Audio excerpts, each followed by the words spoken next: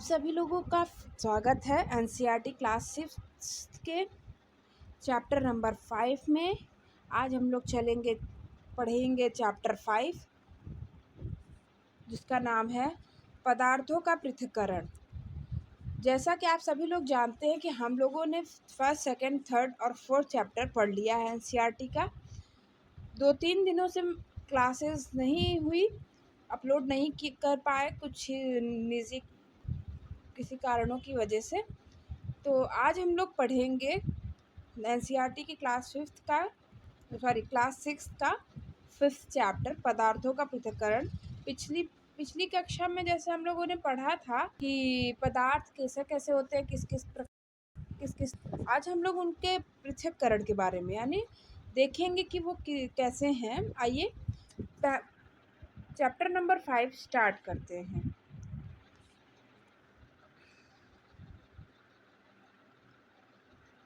हमारे दैनिक जीवन में हम ऐसे बहुत सारे उदाहरण देखते हैं, मतलब बुक में दिया गया हमारे दैनिक जीवन में हम लोग बहुत उदाहरण देखते हैं जो हमारे पदार्थों को पृथक करते हैं देखते हुए करते हैं। चाय बनाते हैं, चाय पत्तियाँ, द्रव, मतलब इसमें कुल मिला के हमें ये समझाया जाएगा कि हम लोग पदार्थ किस किस तरीके से अलग हैं, यानी पृथक किस प्रकार है। जैसे हम लोग ने बहुत सारी चीज़ें देखी होंगी कि पानी है, चाय है, ब्रेड है, वो किस किस तरीके से हैं उनके बारे में हम लोग देखेंगे। फसल कटाई के पश्चात अनाज भूसे पृथक करते हैं, यानी मतलब उसमें हम लोग अलग करते हैं ना। कुछ चीज़ें पीते हैं, जैसे कि हम लोगों ने चाय बनाई तो उसमें हम लोगों ने क्या क्या डाला, चाय पत्ती, दूध, सारी चीज़ें डाल के बनाई ना। फिर उसके बाद हम लोगों ने, अब हम ऐसे ही तो पी नहीं जाएंगे, हम लोग उसको पृथक करेंगे। तो उसमें हम लोग छलनी का प्रयोग करके उसको पृथक करते हैं, उस चाय को छानते हैं। वैसे ही जैसे धान होता है, गेहूँ होती है, उन सब से भी हम लोग अनाज से भूसे अलग करते हैं। जैसे मक्खन बनाती हैं, आपने अपनी मम्मी को बनाते हुए देखा होगा कि दूध को दही से बनाना, फिर दही को मथना। और जैसे हमारे अध्याय 3 में सिखाया गया था ना कि रेशों से बीजों को पृथक करना। जैसे हम लोगों ने उसमें सीखा था कि कपास उगता है, कपास और रेशों को, कपास को हम लोग उसके अंदर जो बीजें रहती हैं बीजों को अलग करते हैं और कपास को अलग करते हैं। उनको ओटना कहते थे हम लोग। हाँ, नमकीन अथवा पोहा खाया होगा।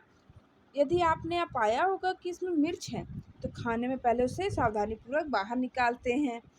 कल्पना कीजिए कि एक टोकरी में आम और अमरूद भरे हैं और इसमें हम पृथक करने के लिए कहें तो आप क्या करेंगे?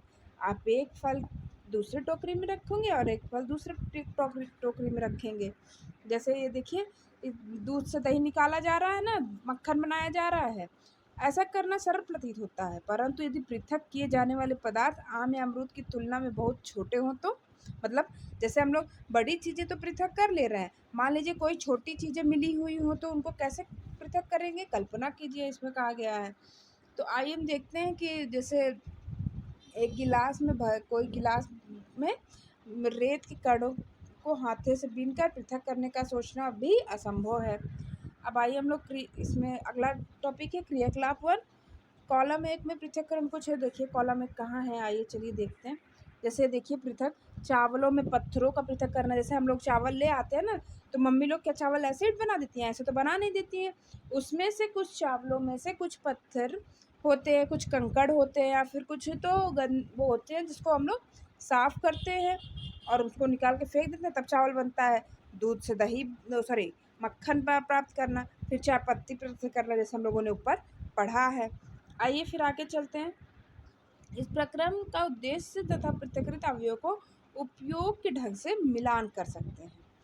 हम देखते हैं कि किसी पदार्थ का उपयोग करने से पहले हमें मिश्रित हानिकारक तथा अनुपयोगी पदार्थों को पृथक करने की आवश्यकता होती है। कभी कभी हम उपयोगी पदार्थ को भी पृथक करते हैं जिनकी हमें अलग अलग उपयोग करने की आवश्यकता होती है। मतलब ज़रूरी नहीं है कि हम लोग जो पृथक कर रहे हैं तो वो एक चीज़ हम लोग फेंक ही देंगे। कुछ चीज़ हम लोग दोनों चीज़ें उपयोगी होती हैं, इसलिए हम लोगों को अलग करते हैं और अलग अलग तरीके से उनका उपयोग करते हैं।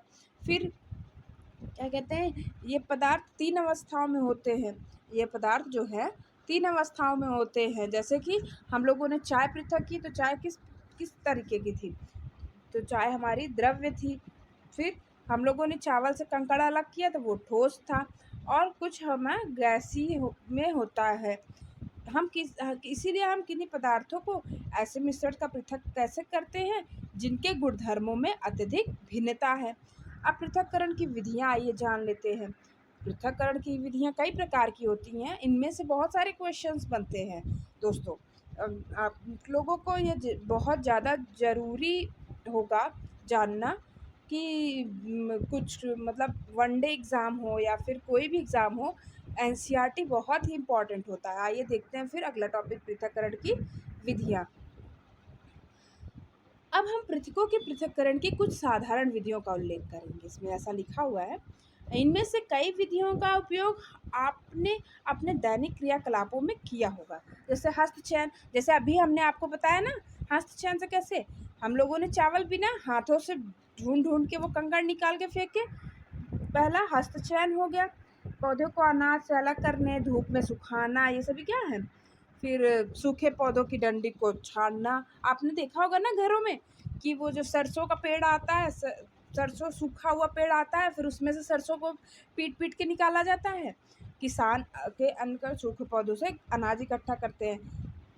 जैसे आम तोड़ना, अमरूद तोड़ना, ये सब क्या हाथ से है ना, हाथों से की हुई हैं। सूखे पौधों की डंडियों से अन्न कणों अथवा अनाजों को पृथक करने का प्रक्रम थ्रेसिंग कहलाता है। ये इम्पोर्टेंट है आपके लिए। यानी सूखे पौधों की सॉरी सूखे पौधों की डंडियों के अन्न कणों अथवा अनाज को पृथक करने के प्रक्रम को थ्रेसिंग कहते हैं। ठीक है, अब आगे चलते हैं। इस प्रक्रम में थ्रेसिंग कहते हैं, समझ में आया ना। जैसे किसी डंडी से अनाज को अलग करना, उसको थ्रेशिंग कहते हैं। इस प्रक्रम में डंडियों को पीट पीट कर, जैसा अभी हमने आपको बताया ना कि जो सरसों का पौधा आता है, वो सूखा हुआ पेड़ रहता है, उसको लकड़ी की डंडी से पीट पीट कर उसे क्या कहते हैं, सरसों के दाने को अलग किया जाता है। कभी कभी थ्रेसिंग कार्य बैलों की सहायता से भी किया जाता है। उनको अत्यधिक मात्रा में अन्न कंकड़ों को डंडियों से पृथक करने के लिए थ्रेसिंग मशीनों का भी उपयोग किया जाता है। अब आ गया निष्पावन। निष्पावन सूखी रेत तथा लकड़ी की बुरादे अथवा सूखी पत्तियों के पाउडर का एक मिश्रण बनाइए। यानी एक सूखा रेत ले लीजिए, लकड़ी के बुरादे ले लीजिए और पाउडर, पत्तियों के पाउडर। इस मिश्रण को भूसे के हल्के हल्के कण पाउंड के साथ उड़कर दूर एकत्र हो जाते हैं, जबकि भारी अन्य कण पृथक हो जाते हैं। निस्वापन प्लेटफॉर्म के निकट एक ढेर बना लेते हैं और अलग हुए भूसे की पशुओं के चारे सहित अन्य कई प्रयोजन में प्रयोग किए जाते हैं। यानी हम लोग जैसे मम्मी हमारी, हम लोग आप देखे होंगे कि जैसे मम्मी हम लोगों ने चावल आता है तो वो पंखे पे डाल के ऐसे से सूप से हिला के डालती हैं, तो जो उसके बुरादे जैसे फॉर्म होते हैं वो उड़ के थोड़े दूर जाते हैं, और जो मतलब कि भारी होते हैं वो नीचे ही गिर जाते हैं। जैसे चावल होता है वो नीचे ही गिर जाता है, तो इसी को निष्पावन कहते हैं। अब आइए चलते हैं, अगला पॉइंट है चालन।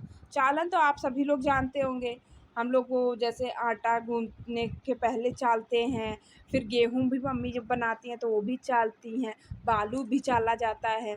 यानी किसी छन्नी का उपयोग करके जब हम किसी चीज़ को चालते हैं और उसमें जो अशुद्धियाँ होती हैं उसको निकालते हैं, उन्हीं को चालन कहते हैं।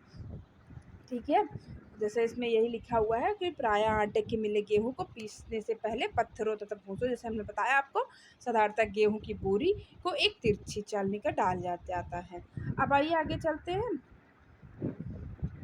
जैसे इसमें देखिए, मसाले के घर जब बनता है उससे पहले बालू के कंकड़ों को बालू से यानी रेत से कंकड़ों को अलग किया जाता है। अब आइए देखते हैं, एक चालनी चालनी यानी छन्नी वही, तथा थोड़ा सा आटा घर ले लीजिए, जैसे मैंने बताया, उसको मतलब अलग कीजिए। अब अवसादन क्या है, निस्तारण क्या है और निस्यंदन क्या है, आइए देखते हैं। ये तीनों बहुत ही इम्पोर्टेंट पॉइंट्स हैं हमारी।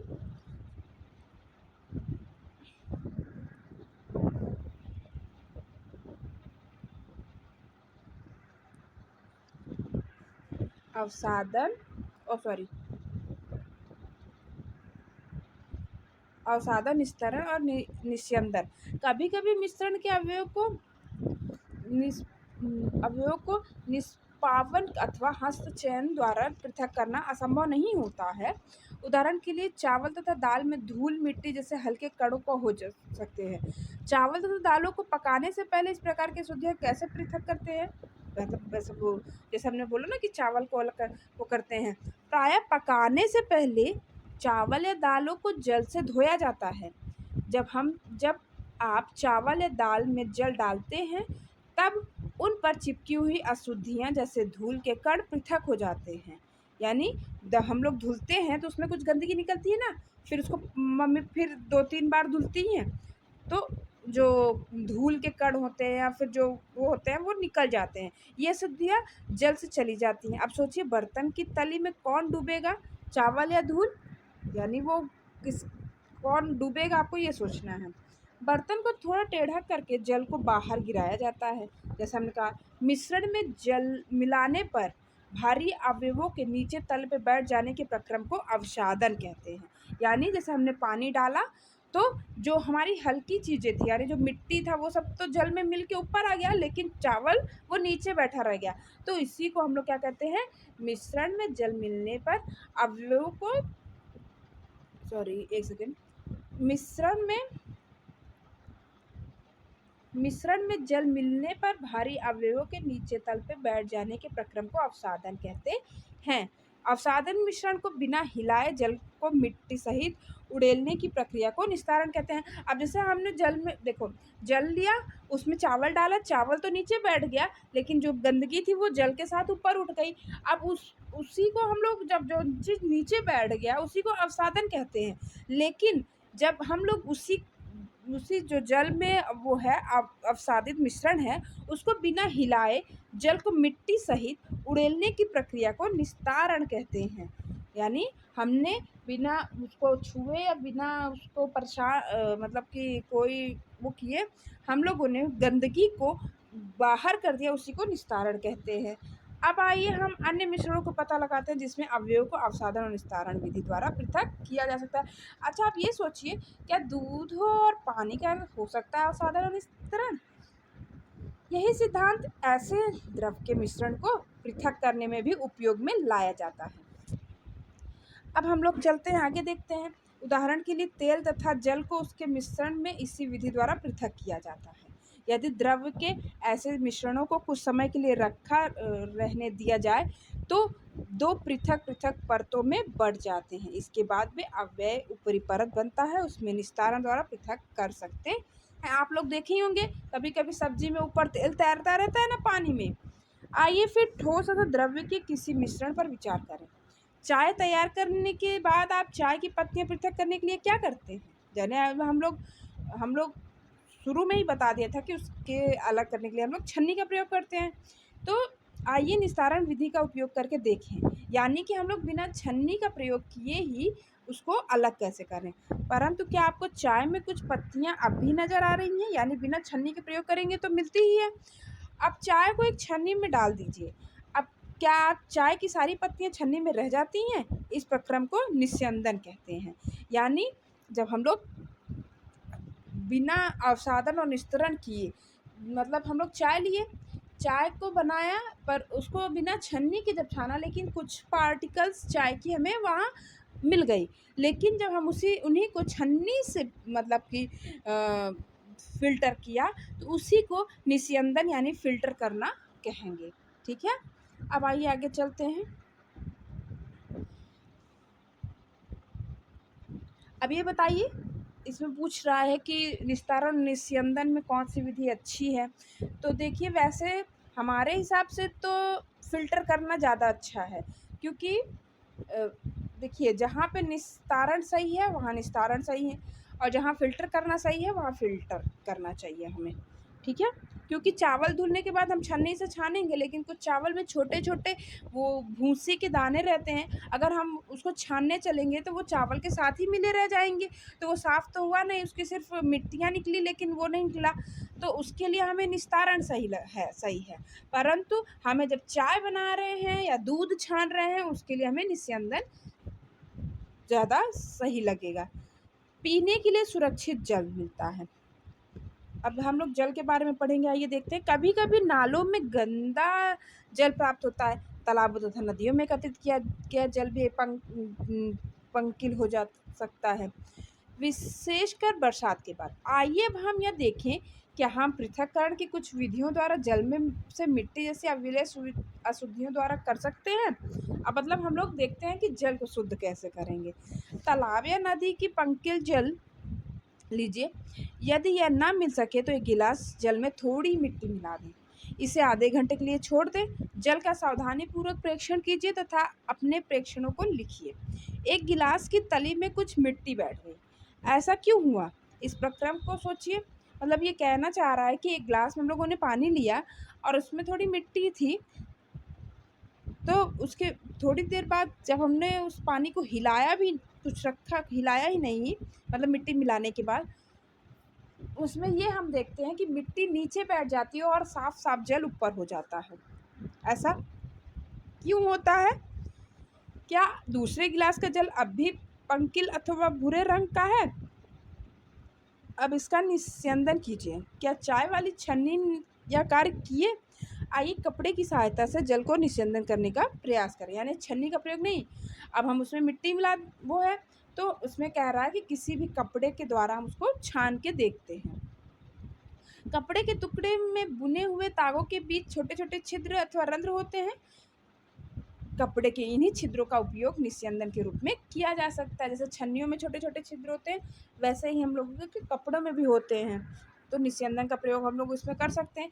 यदि जल अब भी गंदा है, तो अशुद्धियों को फ़िल्टर पत्र द्वारा निस्यंदित कर सकते हैं, जिसमें और भी छोटे रंध्र हो सकते हैं। फ़िल्टर पत्र का ऐसा निस्यंदन होता है जिसमें अत्यंत सूक्ष्म छिद्र होते हैं, माने फ़िल्टर पत्र जो होता है वो और ज़्यादा छोटा उसमें छिद्र होता है, तो उसमें आराम से हो सकता है। अब हम लोग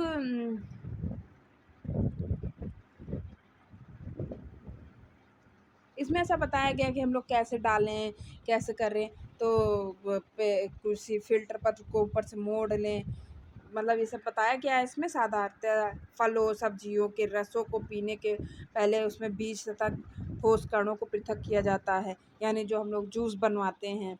निस्यंदन विधि का उपयोग घरों पर पनीर बनाने में भी किया जाता है। जैसे आप लोगों ने देखा होगा ना कि मम्मी ने दूध से पनीर बनाया, फिर पनीर को कपड़े में डाल के, उसको बांध के, उसको दबा के, उसका सारा पानी छानती है ना, तो वो निस्यंदन विधि ही हुई। फिर उसके बाद क्या कहते हैं, वाष्पन विधि क्या होती है, भाई ये देखते हैं, अगला पॉइंट है। तो आप लोगों ने ये वाली विधि, निस्यंदन विधि तो समझ ली होगी कि हम लोग किसी भी फ़िल्टर पत्र के द्वारा हम लोग कैसे किसी भी चीज़ को शुद्ध कर सकते हैं या फिर अलग कर सकते हैं। अब वाष्पन विधि द्वारा कैसे करते हैं, आइए देखते हैं। एक बीकर में थोड़ा जल लेकर उसमें 2 चम्मच नमक डालिए तथा अच्छी तरह हिलाइए। नमक मिलाने के बाद आपको क्या लगता है क्या होगा? जल का कोई रंग परिवर्तन होगा? हमको तो हिलाने के बाद बीकर नमक देखिए।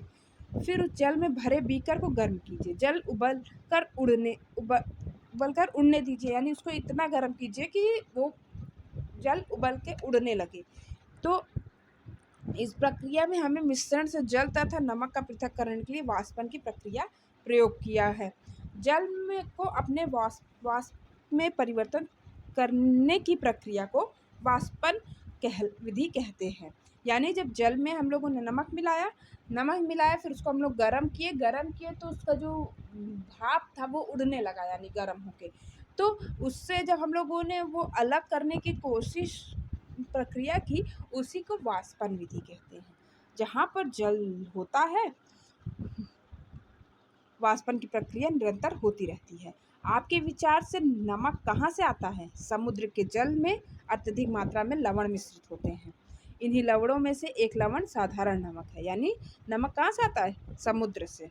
जब समुद्र के जल को बड़े बड़े उथले गड्ढों में भरकर छोड़ दिया जाता है तो सूर्य के प्रकाश से जल गर्म होकर वाष्पन द्वारा धीरे धीरे वाष्प में बदलने लगता है। कुछ समय बाद सारा जल वाष्पित हो जाता है तथा ठोस लवण नीचे बैठ जाते हैं। यानी उन जलों में ठोस लवण पाए जाते हैं और वो धूप की यानी सूर्य की किरणों के कारण गर्म होता है और गर्म होने के कारण उसमें वाष्पन विधि होती है, जिसके कारण सारा जल तो वाष्पीकरण द्वारा उड़ जाता है, लेकिन वहाँ पे क्या बचता है, लवण बच जाता है। तत्पश्चात इन लवणों के मिश्रण को शोधन करके साधारण नमक प्राप्त किया जाता है।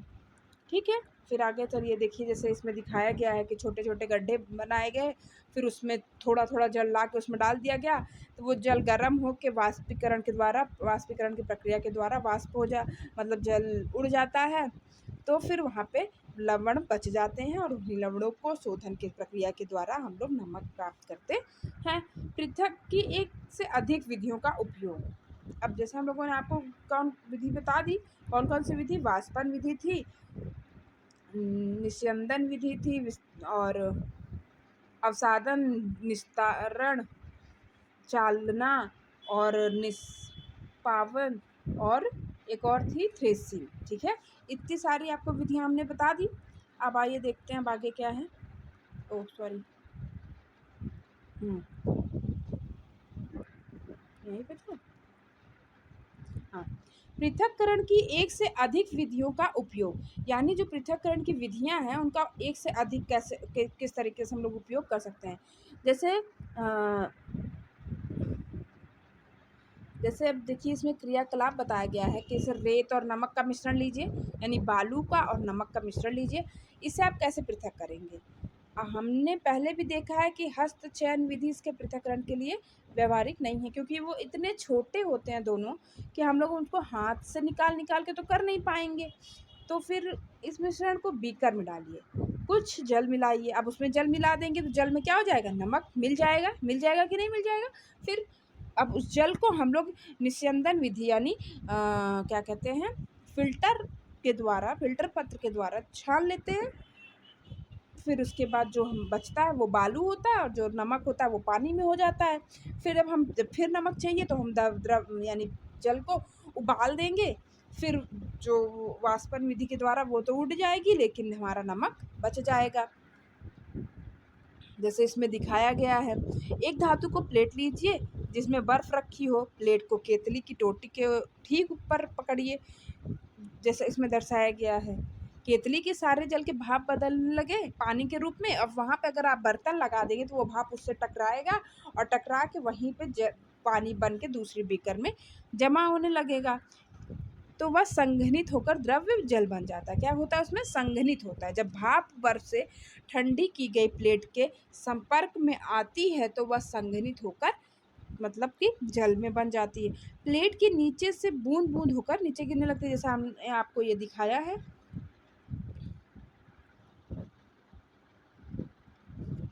अब ये देखिए, संघनन किसको कहते हैं।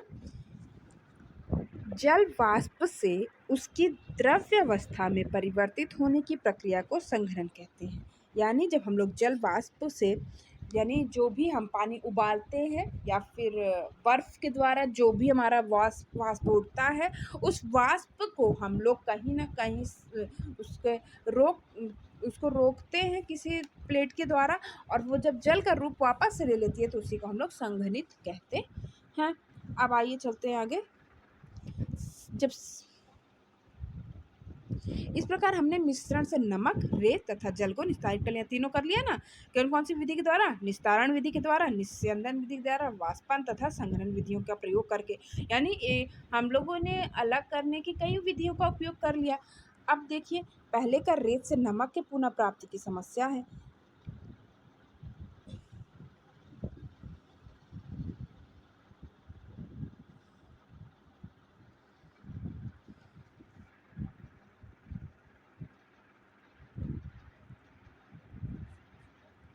क्या जब अब अगले पॉइंट पे चलते हैं। क्या जल किसी पदार्थ की कितनी भी मात्रा को घोल सकता है, यानी जल में हम कोई भी पदार्थ डालते हैं तो क्या वो सभी मात्रा को घोल सकता है, ये देखना है हमें। अब जैसे हमने अध्याय 4 में पढ़ा था ना कि जल में क्या घुलनशील है क्या नहीं घुलनशील है, ना विलेय अविलेय वाला, तब हम उन पदार्थों को जल में विलेयी कहते हैं। तो अब हम आप आइए देखते हैं कि क्रियाकलाप में इसमें क्या दिखाया गया है। आपको एक बीकर अथवा गिलास में 1 चम्मच नमक पानी डालना है, जल को घोल देना है तो वो घुल जाएगा। 1 चम्मच इसमें डालकर तब विलोड़ित कीजिए या मिलाइए जब तक कि पूरी तरह घुल न जाए। फिर 1 चम्मच नमक डालिए और भली भांति विलोड़ित कीजिए। इसी प्रकार चम्मच कर करके नमक तथा विलोड़ित करते जाइए। कुछ चम्मच भर नमक मिलाने के बाद क्या आप यह पाते हैं कि कुछ अविलेय नमक बच जाता है और बीकर की तली में बैठ जाता है? यदि हाँ, तो इसका अर्थ यह हुआ कि इस जल में अधिक नमक नहीं घुल सकता। अब यह विलयन संतृप्त विलयन कहलाता है। यानी संतृप्त विलयन क्या है? जब हम लोग किसी भी चीज़ को जल में मिलाने की कोशिश करते हैं और वो तब तक मिलाते हैं जब तक उसमें ऐसा ना हो कि कुछ मात्रा ऐसी हो जो ना मिलने लायक ना मिले, और जब वो ऐसी स्थिति बन जाती है कि अब उसमें नमक नहीं मिल रहा है तो उसी को हम लोग संतृप्त विलयन कहते हैं। यानी क्या कहते हैं? संतृप्त विलयन कहते हैं।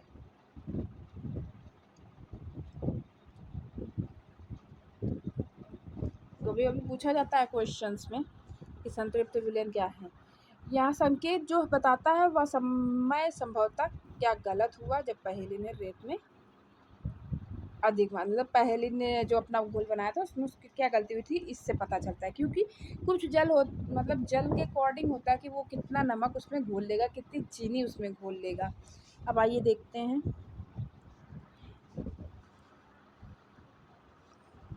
अविलेय नमक रेत के साथ मिल रह गया है, पुनः प्राप्त नहीं किया जा सकता। वह अधिक मात्रा में जल का उपयोग करके अपनी समस्या हल कर सकती है।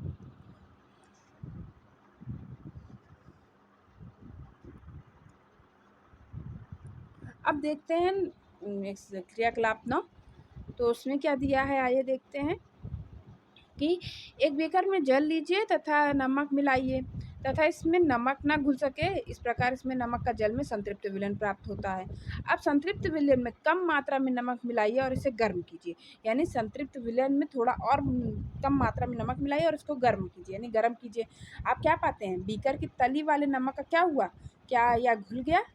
यदि हाँ, तो इस विलयन को गर्म करने पर इसमें और अधिक नमक घोला जा सकता है। यानी कि हम लोग पानी में मिलाते जब मिलाए तो कुछ जब बचने लगा तो फिर हम लोगों ने उसको गर्म करके मिलाना शुरू किया तो फिर मिलने लगा। इस गर्म विलयन को ठंडा होने दीजिए। क्या बीकर की तली में नमक पुनः बैठता दिखाई देता है? या क्रियाकलाप सुझाता है कि गर्म करने पर नमक की अधिक मात्रा घोली जा सकती है? क्या जल में विभिन्न विलेय पदार्थों का समान, मतलब ये ऐसा बोल रहा है कि ऐसा करके देखिए।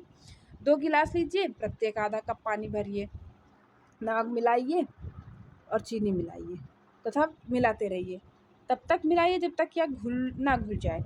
1 चम्मच नमक की मात्रा विलयन संतृप्त होने तक डालते जाइए, यानी जब तक वो विलयन संतृप्त मात्रा में ना हो, यानी बचने न लगे। नमक में चम्मचों की संख्या जो घोली गई वो इसमें ये जो बॉक्स है आपका उसमें लिखना है, इन बॉक्सों में। तो इस क्रियाकलाप को चीनी से दोहराइए। अब आप जल में विलेय अन्य पदार्थों को भी दोहरा सकते हैं। मतलब इसमें ऐसा कह रहा है कि आप मिला के देखिए जो विलेय हैं या अविलेय हैं, तो इसमें विलेय पदार्थों को मिलाने की बात कही गई है। आपने पदार्थों में पृथक की कुछ विधियों का विषय में चर्चा की। इस अध्याय में प्रस्तुत पृथक्करण की विधियों का उपयोग विज्ञान प्रयोगशाला में भी किया जाता है, यानी लैब में भी किया जाता है। आपने यह भी सीखा कि पदार्थ को द्रव्य में घोलने से विलयन बनता है। यदि विलयन में और पदार्थ ना घुल सके तो यह संतृप्त विलयन कहलाता है। यानी ये पॉइंट आप हम याद रखिएगा कि अगर यदि विलयन में और पदार्थ ना घुल सके तो उसे संतृप्त विलयन कहेंगे। ठीक है, अब आइए आगे देखते हैं प्रमुख शब्द। मंथन, यानी जब हम लोग दही से मक्खन को अलग करते हैं। फिर संघनन, फिर निस्तारण, यानी जब हम लोग चावल धुल के उड़ेलते हैं, निस्तारण। फिर वाष्पन विधि द्वारा, जब हम लोग बर्फ़ का या फिर कोई गर्म पानी में जब हम लोगों ने भाप को देखा, उसमें एक प्लेट लगाई तो वो वाष्पन। निस्यंदन, हस्तचयन, संतृप्त विलयन, अवसादन, चालन, विलयन, थ्रेसिंग, निष्पावन, ये सभी हमारी क्या थी? ये सभी हमारी मतलब कि पृथक करने की, पदार्थों को पृथक करने की विधियाँ थी। अब सारांश में है, हस्तचयन, निष्पावन, चालन, अवसादन, निस्तारण तथा निस्यंदन मिश्रणों में उसके अवयव के पृथक्करण की कुछ विधियां हैं। अनाज से भूसा और पत्थरों को हस्तचयन द्वारा पृथक किया जा सकता है। जैसे हमने अभी आपको बताया कि चावल है तो चावल में से जैसे अलग करते हैं। किसी मिश्रण के कणों की अमाप में अंतर का प्रयोग चालना या निस्यंदन प्रयोग द्वारा पृथक्करण किया जाता है। रेत और जल के मिश्रण में रेत के भारी कण तली में बैठ जाते हैं और निस्तारण की विधि द्वारा जल को पृथक किया जा सकता है। इसी के साथ आप अच्छा भी और है थोड़ा, द्रव्य तथा उसमें अविलेय पदार्थ के अवयवों को निस्यंदन के उपयोग से प्रयोग किया जा सकता है। किसी पदार्थ को उसी वाष्प में परिवर्तित करने की प्रक्रिया को वाष्पन कहते हैं। यानी द्रव्य को उसी वाष्प में परिवर्तित करने की प्रक्रिया, यानी द्रव्य जैसे दूध उबालना, पानी उबालना, तो उसमें जब वाष्पन होता है तो वही वाष्पन कहता है। वाष्पन विधि का उपयोग द्रव्य में घुले ठोस को पृथक करने में किया जा सकता है।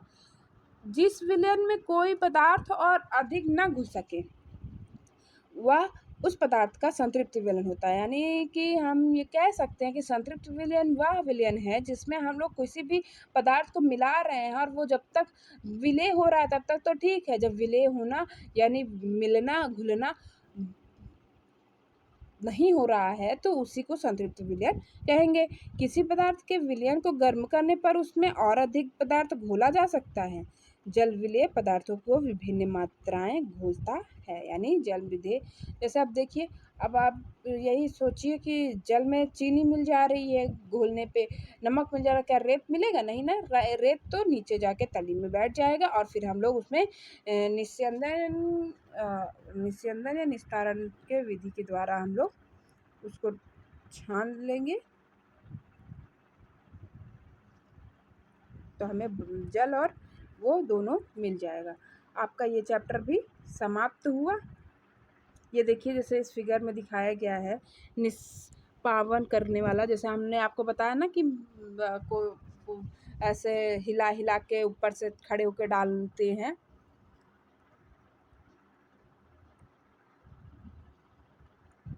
चलिए, आप लोगों का बहुत बहुत धन्यवाद। इसी तरीके से आप सपोर्ट करते रहिए।